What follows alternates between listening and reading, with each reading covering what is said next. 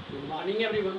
आज जो हम लोग अब जो बात करेंगे वो करेंगे उपयोगिता की विशेषता की। उपयोगिता की विशेषता कि उपयोगिता क्या गुण क्या है और उसकी गुण की जो विशेषता क्या है, उसमें जो स्पेशल क्या है उपयोगिता।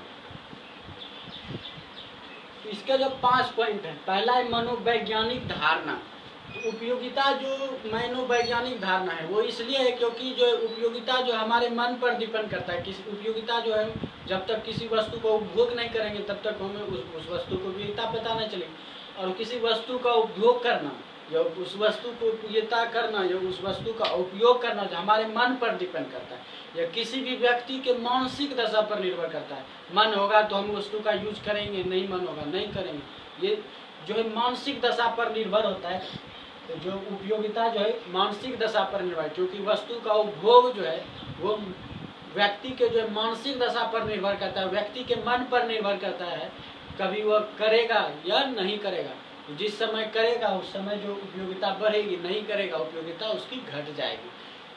तो ये जो उपयोगिता जो एक मनोवैज्ञानिक धारणा है क्योंकि जो वस्तु का उपयोग कम या अधिक होना जो है वस्तु के या व्यक्ति के जो है मन पर डिपेंड करता है, मन पर निर्भर करता है या उसके मानसिक दशा पर निर्भर करता है। दूसरा है व्यक्तिपरक। व्यक्तिपरक कहने का अर्थ है ये जो हर व्यक्ति के लिए जो अलग अलग उपयोगिता होती है। किसी भी व्यक्ति के लिए जो एक समान नहीं होती, ये हर जगह जो बदलती रहती है। मान लीजिए मेरे लिए कोई ये वस्तु की उपयोगिता ज़्यादा है किसी वस्तु की, वही जो वस्तु की उपयोगिता मेरे लिए ज़्यादा है वो आपके लिए हो सकती है कम हो या किसी और के लिए भी कम हो सकती है, किसी और के लिए और भी ज़्यादा, मुझसे भी ज़्यादा उपयोगिता ज़्यादा हो सकती है। तो कोई आवश्यक नहीं है कि सबके लिए जरूरी हो कि वह एक समान ही उपयोगिता। ये सबके लिए अलग अलग होती है, एक समान किसी के लिए नहीं होते। ये व्यक्ति परख पर निर्भर करता है, मतलब व्यक्ति के परखने पर निर्भर करता है, व्यक्ति के गुण परख पर निर्भर करता है। ये किसी भी व्यक्ति के लिए हर व्यक्ति के लिए समान नहीं होती। और तीसरा है सापेक्ष। सापेक्ष मतलब होता है किसी का तुलनात्मक दृष्टि से देखकर करना। कोई भी चीज किसी के तुलनात्मक दृष्टि से देखकर समझना या बोलना या दिखाना। तो उपयोगिता जो सापेक्ष होती है, किसी के जो उपयोगिता है वो हम किसी को देखकर बता सकते हैं कि इसकी उपयोगिता ज़्यादा है तुलना करके। जैसे मान लीजिए स्वेटर है, हम लोग ऊनी कपड़े पहनते हैं, वो गर्मी में उसका कोई यूज नहीं है, लेकिन वही जो है ठंडी में उसका बहुत ही अधिक यूज होता है। तो जो हमने यहाँ पर जो सापेक्ष किया कि गर्मी की तुलना में जो है ठंडी में इस वस्तु की उपयोगिता ज़्यादा है, हमने एक तुलना करके जो है बताया कि इस वस्तु की उपयोगिता ज़्यादा है या कम है।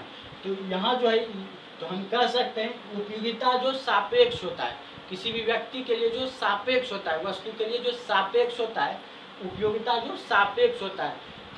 किसी जैसे कि उदाहरण अभी हमने समझा कि गर्मी के तुलना में जो है ठंडी में जो ऊनी कपड़े का जो उपयोगिता है सबसे ज़्यादा होता है। ये जो हमने कहा ये हम एक तुलना करके कहा कि गर्मी की तुलना में ठंडी में ज़्यादा, तो ये सापेक्ष हुआ। तो हम कह सकते उपयोगिता सापेक्षिक होती है। चौथा है नैतिक सिद्धांत। तो नैतिक सिद्धांत मतलब होता है नीति सिद्धांत, हमारे जो जीवन की नीति है, हमारे अर्थव्यवस्था की नीति है। जैसे मान लीजिए कोई हत्या करता है, डकैती करता है, बलात्कार करता है, ये सब नैतिक सिद्धांतों के खिलाफ होता है। लेकिन यहाँ पर जो है उपयोगिता जो है इस पर भी कोई प्रभाव नहीं डालती, ये नैतिक सिद्धांतों पर भी कोई प्रभाव नहीं डालती। क्योंकि एक डकैत ने भी मान लीजिए कोई डकैती करने में जिस भी साधन का उपयोग किया तो उस डकैत के लिए जो उस वस्तु की उपयोगिता है, उस वस्तु के लिए उसकी उपयोगिता है, उस वस्तु के लिए उसकी उपयोगिता ज़्यादा है, तो वहाँ पर जो उस वस्तु की भी उपयोगिता होती है। नैतिक सिद्धांत के खिलाफ भी जो कोई भी कार्य किए जाते हैं, नैतिक सिद्धांत में भी जो कोई कार्य किए जाते हैं, उनमें भी जो दोनों में जो ये उपयोगिता बनी ही रहती है, किसी में ये कोई प्रभाव नहीं डालती है। ये नैतिक सिद्धांत के खिलाफ भी कोई प्रभाव नहीं डालती है क्योंकि डकैती, हत्या, बलात्कार में भी जो भी साधन यूज होते हैं वो भी उस व्यक्ति के लिए जो है यूज जो लाभकारी है या उपयोगिता उस वस्तु का है। चौथा है अनुमानित संतुष्टि। इसमें जो केवल अनुमान किया जाता है कि हमने जो है इस आवश्यकता की उस वस्तु की उपयोगिता करके जो हमने संतुष्टि प्राप्त कर ली, इस वस्तु की उपयोगिता हमने पूरी कर ली। वास्तव में क्योंकि इच्छा किसी की कभी खत्म नहीं होती, एक इच्छा खत्म होती है तो दूसरी तुरंत आ जाती है। तो यहाँ पर जो है अनुमानित संतुष्टि होती है, यहाँ मतलब कि संतुष्टि का अनुमान लगाया जाता है, हमने जो है संतुष्टि प्राप्त करी, पूरी तरह से कोई संतुष्ट नहीं होता है। तो ये जो है उपयोगिता जो एक अनुमानिक संतुष्टि होती है। ये थी उपयोगिता की कुछ 5 विशेषता है।